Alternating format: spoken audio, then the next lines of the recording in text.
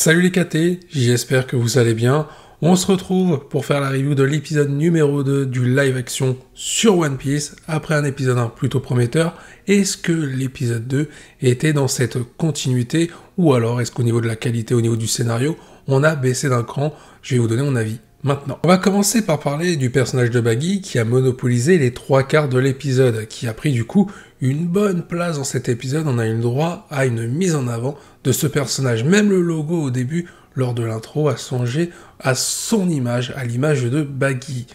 En soi, le personnage, sur comment il nous a été présenté, c'était plutôt bien fait on va dire, jusqu'à la 3e partie de l'épisode, vers la toute fin, où le personnage de Baggy va se faire neutraliser de façon très très bête par Luffy, Nami et Zoro.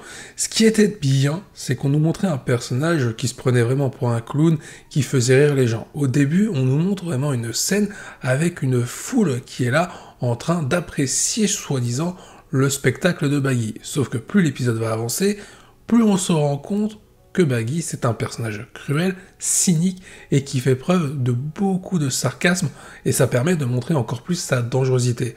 On peut voir qu'en réalité, le public est soumis à Baggy, qu'il est obligé de suivre les recommandations de Baggy, sinon Baggy leur fera du mal, pourrait même les tuer. On a une scène d'ailleurs à un moment donné, lorsque l'équipage de Luffy donc Zoro et Nami, sont emprisonnés dans ce cirque, si on peut dire ça comme ça. Nami parvient à s'enfuir à un moment donné, et lorsqu'elle s'enfuit, elle découvre une ville complètement détruite à l'extérieur de ce chapiteau. Nami comprend à ce moment-là la cruauté du personnage de Baggy, et nous aussi, on la comprend également. Le problème, c'est ce qui va arriver ensuite. Donc, le fait de montrer Baggy comme un personnage dangereux en nous le faisant passer pour un clown raté avec son cynisme, ça passe. Tu montres que le personnage, même s'il se prend pour un clown, en réalité, ce qu'il cache derrière, c'est beaucoup plus cruel, beaucoup plus violent.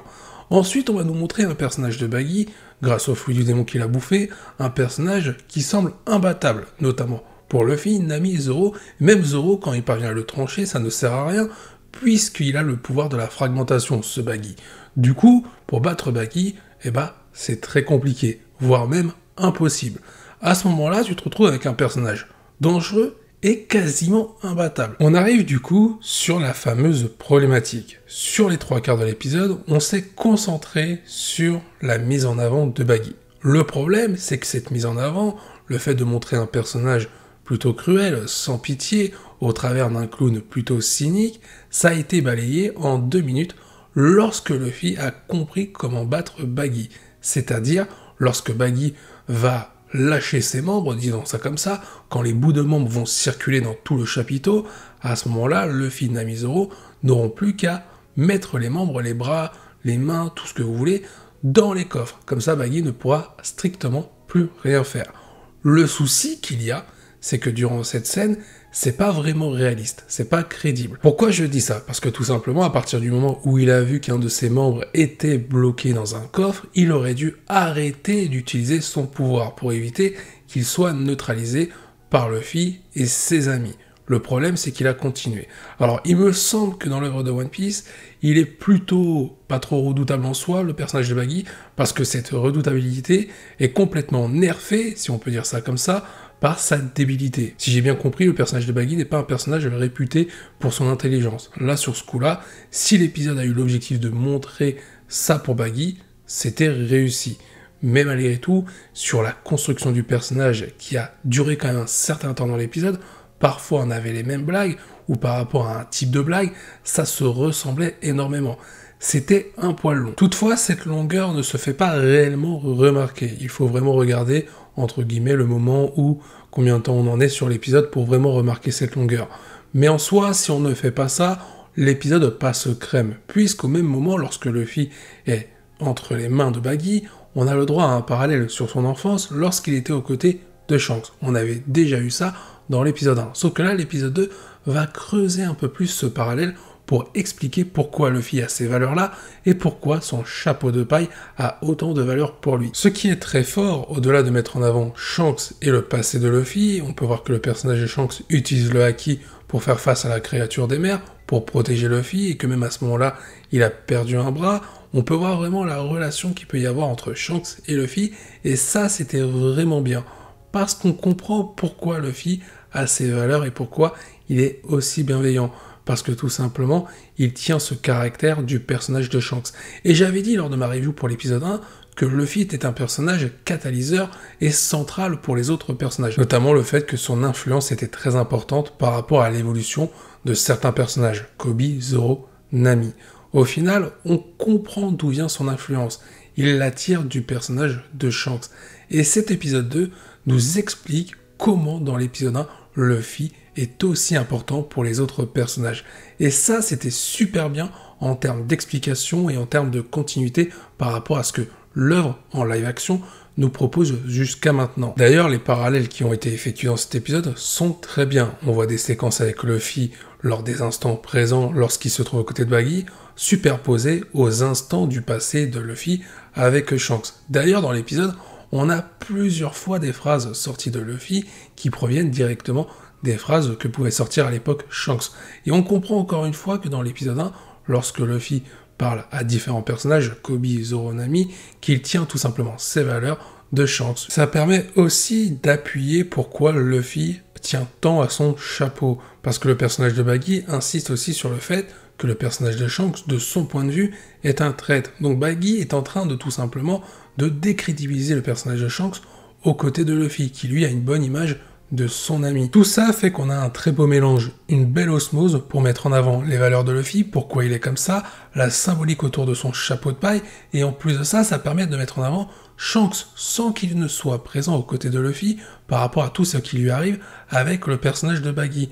Le parallèle a servi à énormément de choses pour illustrer l'enfance de Luffy, pour comprendre sa mentalité et pourquoi il a autant d'influence pour les autres personnages. En plus de tout ça, on nous montre les liens qu'il y a qui s'unissent encore plus entre Luffy, Nami et Zoro. Déjà dans un premier temps entre Nami et Zoro, on peut voir leur capacité mais surtout leur mentalité au même moment lorsqu'ils sont emprisonnés dans une autre pièce là où ne se trouvent pas Luffy et Baggy. On voit vraiment que Zoro est en train d'évoluer en très peu de temps grâce à la présence de Luffy, et c'est aussi le cas de Nami, même si elle n'est pas très expressive par rapport à ça. Une fois que le trio est réuni, on peut voir que vraiment il y a une synchronisation, une entente naturelle qui se fait. Et ça, encore une fois, c'est bien montré lorsque Luffy, Nami et Zoro vont parvenir à battre Baggy. Cette scène-là, cette scène de combat, nous montre très bien comment Luffy, Zoro et Nami arrivent à s'entendre de façon naturelle. Par la suite, ils vont libérer les personnes qui étaient emprisonnées du chapiteau de Baggy. Et ce moment-là, il est quand même révélateur de l'influence de Luffy, parce qu'on se souvient, dans cet épisode, Nami essaye de fuir toute seule jusqu'à ce qu'elle voie que la ville a été détruite par Baggy, et c'est à ce moment-là qu'elle se fait capturer, mais elle avait prévu de s'enfuir. Dans l'épisode numéro 1, Nami avait toujours cet objectif de ne pas faire ami-ami avec Luffy, mais le personnage de Zoro, lui, il était catégorique. Il ne voulait pas être aux côtés de Luffy. Là, dans l'épisode 2, on a Zoro qui accepte d'être aux côtés de Luffy, qui comprend que celui-ci l'a fait changer en bien et que Nami, elle, est en train de suivre cette évolution.